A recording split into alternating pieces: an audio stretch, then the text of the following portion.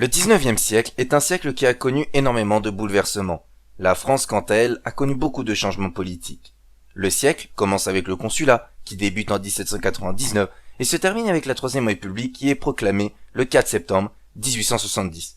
Aujourd'hui, dans cette vidéo, nous allons parler d'un des personnages les plus importants de la seconde moitié du 19e siècle, qui est autre que Louis-Napoléon Bonaparte, plus connu sous le nom de Napoléon III, à partir de 1852.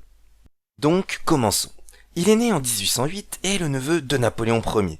En 1816, il est banni de France comme tous les Bonaparte. Pour lui, c'est simple, il est l'héritier du trône impérial, puisque Napoléon II, fils de Napoléon Ier, est mort sans descendance. Il va donc tenter un premier coup d'État en 1836 à Strasbourg, mais il a échoué et été exilé. Et puis, il va en retenter un deuxième, en 1840 à Boulogne-sur-Mer, qui va également échouer et il va être emprisonné, mais va réussir à s'évader en se déguisant en ouvrier. Suite à la révolution de février 1848, donc du 22 au 24 février, le roi Louis-Philippe abdique et la Seconde République est proclamée quelques heures plus tard. Un gouvernement provisoire est mis en place et la constitution de la Seconde République est proclamée le 21 novembre 1848. Le 10 décembre de la même année a lieu les toutes premières élections de l'histoire de France et c'est Louis-Napoléon Bonaparte qui a fait son retour et qui est élu président de la République. Louis-Napoléon Bonaparte est le président d'une république qui va devenir de plus en plus conservatrice. Ce président, qui a beaucoup d'envie de pouvoir, organise un coup d'État le 2 décembre 1851, 47 ans après le sacre de son oncle Napoléon Ier. Puis, le 21 décembre 1851, il fait passer un plébiscite sur les nouvelles institutions, c'est-à-dire qu'il reste président et que la constitution est changée. Il obtient l'approbation des Français et la nouvelle constitution est promulguée le 14 janvier 1852. Cette nouvelle constitution, elle renforce énormément son pouvoir, puisqu'il est maintenant non plus élu pour 4 ans, mais pour 10 ans.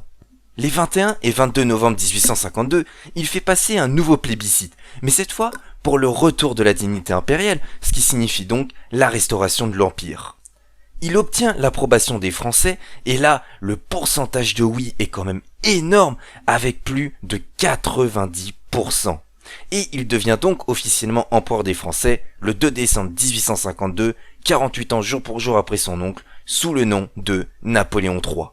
Un an après la proclamation de l'Empire, le 3 décembre 1853, il épouse Eugénie de Montijo, dont il est follement tombé amoureux en 1849. Et en 1856 naît le prince impérial, leur seul et unique enfant. Napoléon interviendra dans la guerre de Crimée, de 1854 à 1856, pour aider les Ottomans face aux Russes, et en 1859, il organisera la campagne d'Italie pour aider les Piémontais à chasser les Autrichiens de leur territoire. Ce qui conduira à la proclamation du Royaume d'Italie en 1861. Un an avant la campagne d'Italie, le 14 janvier 1858, l'empereur échappe de peu à un attentat organisé par Orsini, un Italien qui reprochait à Napoléon III de ne plus soutenir l'unification de l'Italie, puisque, lors de sa jeunesse, Napoléon III était engagé aux côtés des Italiens pour cette unification. En juillet 1870, Napoléon III engage la France dans une guerre contre la Prusse, sauf que l'armée française est moins nombreuse que celle de la Prusse, ce qui conduit à énormément de défaites et à l'emprisonnement de l'empereur le 4 septembre 1870. Et la Troisième République est proclamée quelques heures plus tard. Napoléon III meurt en 1873 en Angleterre sans avoir pu concrétiser son retour comme son oncle en 1815.